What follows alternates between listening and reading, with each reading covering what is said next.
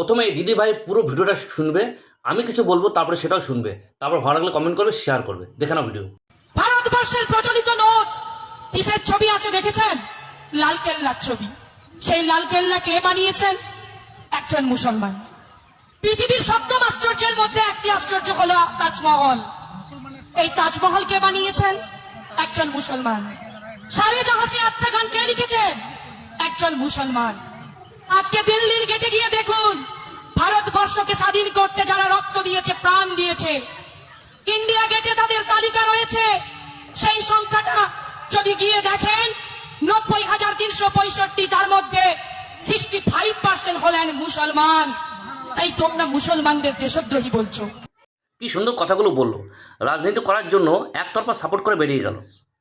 হিন্দু মুসলমান সবাই একই সঙ্গে ভারতবর্ষ স্বাধীন করেছে। আমি বারবার আমার ভিডিওতে বলি, সবসময় বলি। তুমি কি বললে? মুসলমানদের অবদানগুলো দেখিয়ে গেলে। এই ভারতবর্ষে হিন্দুদের অনেক অনেক অবদান আছে। আমি সেই প্রসঙ্গে আসছি না। মুসলমান দেশ স্বাধীন করার সময় লড়াই করেছে, যুদ্ধ করেছে, অবশ্যই তারা দেশের সঙ্গে লড়াই করেছে, কিন্তু পরিবর্তে কী হলো? মুসলমান এখন নিজেরা দুখানা দেশ তৈরি করলো। এই ভারতবর্ষের মাটি থেকে হিন্দু মুসলমান সবার মাটি থেকে মুসলমান দুখানা দেশ তৈরি করলো, পাকিস্তান আর বাংলাদেশ। সেটা কোনো হিন্দুরা করেনি, দেশ ভাগ করেনি, দেশ ভারতবর্ষে পড়ে আছে হিন্দুরা। এই জিনিসটা কে বলে যে সব মুসলমান আতঙ্কবাদী? কে বলে? কেউ বলে না। তোমরা রাজনীতির স্বার্থে ব্যবহার করো। আমরা হিন্দু মুসলমান সবাই একসঙ্গে লড়াই করেছি, একসঙ্গে যুদ্ধ করে দেশটা স্বাধীন করেছি। একটা কথা কি, তখন মুসলমানরা স্বাধীনের সময় ছিল দেখে এখন কোনো মুসলমান যে অন্যায় করে তাকে অপরাধী বলা যাবে না, তাকে অন্যায় বলা যাবে না। তার পুলিশ সরিয়ে নাও, কী দরকার আছে পুলিশ শাসনে? তারপরে হিন্দুরা দেশ স্বাধীনের সময় ছিল, কিন্তু এখন যদি কোনো হিন্দু অন্যায় করে, অপরাধ করে, তাকে অপরাধী বলা যাবে না? তাকে শাস্তি দেওয়া হবে না? অবশ্যই হবে। হিন্দু হোক মুসলমানের যেই হোক, অপরাধ করুক তাকে অপরাধী বলা হবে। এই সময় জাত কেন আসবে? মুসলমান আতঙ্কবাদীর কথা কেন আসবে? এটা কেউ বলেন, তোমরাই বানিয়েছো এটাকে। সব মুসলমান আতঙ্কবাদী কে বলে? ভারতবর্ষেও মুসলমান আতঙ্কবাদী নয়।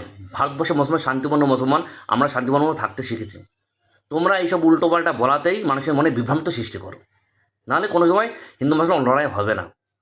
করা আইন আনতে হবে যেন কেউ কারো ধর্মে উল্টোপাল্টা না বলে, মুসলমানরা বলতে না পারে, হিন্দু না বলতে পারে। রাজনীতির স্বার্থে এই হিন্দু মুসলমান কথাগুলো আউট করে দাও, শুধু দেশের স্বার্থে কথা বলো, রাজ্যের সাথে কথা বলো, দেখবে সমস্যা মিটে যাবে। করা আইনের মাধ্যমে আনো।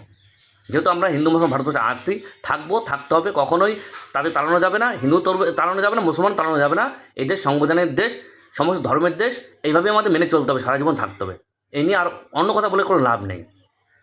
তাই হিন্দু মুসলমান ছাড়ো রাজনীতি, ভালো কথা বলো, দেশের কথা বলো।